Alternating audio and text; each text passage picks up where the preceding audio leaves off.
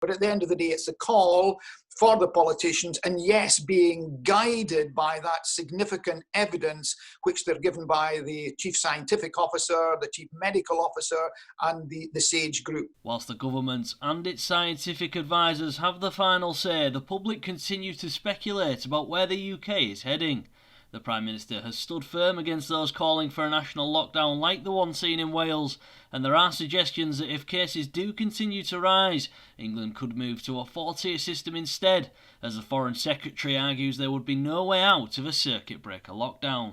But if you look at those who've advocated a national lockdown, including Keir Starmer, for example, but others, they've never been able to say how you get out of it. So the idea of a short, sharp circuit breaker is, frankly, something of an enigma. No one can say if you go into a national lockdown how, at what point you get out of it. So I think that would not only be damaging, it wouldn't be, in economic terms, it wouldn't be the targeted approach in epidemiological terms, and it would create great uncertainty. So we appreciate this is difficult. I know from my own constituency the challenges, the disruption, the inconvenience of being in the high tier, but it's better to take a targeted approach than have the blunt tool of nationwide restrictions at the very highest possible level, which I think a lot of people in those areas where the virus hasn't taken hold would think was unfair as well as ineffective.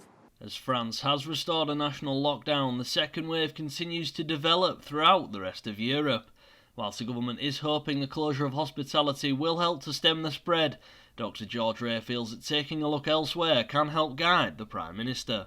But at the end of the day, one's got to be saying, look, what's happening in Spain, what's happening in France, and to be honest, I don't think that you're going to find that what's happening in those near European countries to, Great Britain is going to be different to what's going to happen here.